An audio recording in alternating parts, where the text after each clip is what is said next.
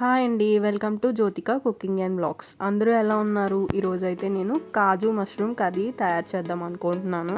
దానికోసం half table spoon వరకు గసగసాలు, అలాగే హాఫ్ టీ స్పూన్ జీలకర్ర, అలాగే 4-5 జీడిపప్పు, అలాగే పువ్వు, అలాగే దాల్చిన చెక్క, అలాగే లవంగాలు, ఇంకా 1 లేదా 2 యాలకులు ఇవి వేసుకొని ఇందులోకే హాఫ్ కప్ వరకు టమాటా ముక్కల్ని కూడా వేసుకొని వీటిని బాగా మెత్తగా అయ్యేలాగా గ్రైండ్ చేసి పెట్టుకోండి. ఆ ప్యాన్ తీసుకొని అందులోకి ఆయిల్ తీసుకొని వేడి చేసేయండి. వేడి చేసిన తర్వాత ఇందులోకే 2 టేబుల్ స్పూన్ల వరకు కాజుని తీసుకొని ఫ్రై చేసుకోండి. అలాగే పక్కన పెట్టుకున్న మష్రూమ్స్ని కూడా వేసి ఫ్రై చేసేయండి. ఎక్కువగా ఫ్రై చేయకండి, మష్రూమ్స్ చిన్నగా అయిపోతాయి. 2 మినిట్స్ ఫ్రై చేస్తే సరిపోద్ది. అలాగే అదే ప్యాన్లోకి ఆయిల్ని తీసుకొని అందులోని ఆనియన్స్ని 1 కప్ వరకు వేసుకోండి. అందులోకే 1 టేబుల్ స్పూన్ వరకు అల్లం వెల్లుల్లి పేస్ట్ని కూడా వేసుకొని బాగా పచ్చివాసన పోయేలాగా ఫ్రై చేసుకోండి.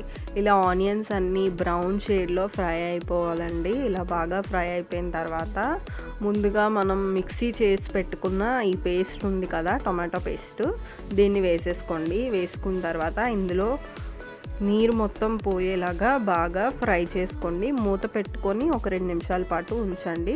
తర్వాత ఇందులోకి 1/2 టేబుల్ స్పూన్ వరకు పసుపుని వేసుకోండి. అలాగే 1 టేబుల్ స్పూన్ వరకు కాశ్మీరీ చిల్లీ పౌడర్ని నేను ఇక్కడ యూస్ చేస్తున్నాను. చిల్లీ పౌడర్ మంచి కలర్ని అయితే ఇచ్చేస్తుంది మన కర్రీకి.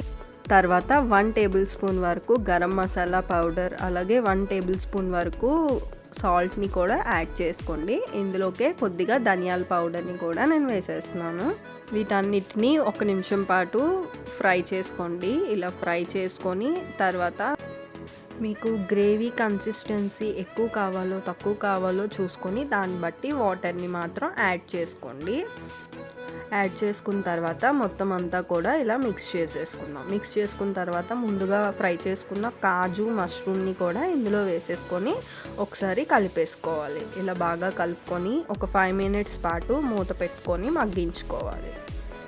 ఇలా 5 నిమిషాల తర్వాత కర్రీ అనేది బాగా బాయిల్ అయిపోయింది. చూడండి, మంచి స్మెల్ అయితే వచ్చేది. తర్వాత ఇందులోకి ఇంకా మంచి ఫ్లేవర్ రావడం కోసం నేను 1 టేబుల్ స్పూన్ వరకు నెయ్యిని యాడ్ చేసుకుంటున్నాను. మీకు నచ్చితే వేసుకోండి, లేదంటే స్కిప్ చేసేయండి. ఇందులోకి సన్నగా తరిగి పెట్టుకున్న కొత్తిమీరని కూడా నేను వేసేసాను. అంతేనండి, చాలా simple and quick recipe ready. ఇది రైస్, రోటీ, పుల్కా, నాన్స్ ఎందులోకైనా సూపర్ కాంబినేషన్ అండి. ప్లీజ్ అండి, నా వీడియోస్ కనుక మీకు నచ్చినట్లయితే లైక్ చేయండి.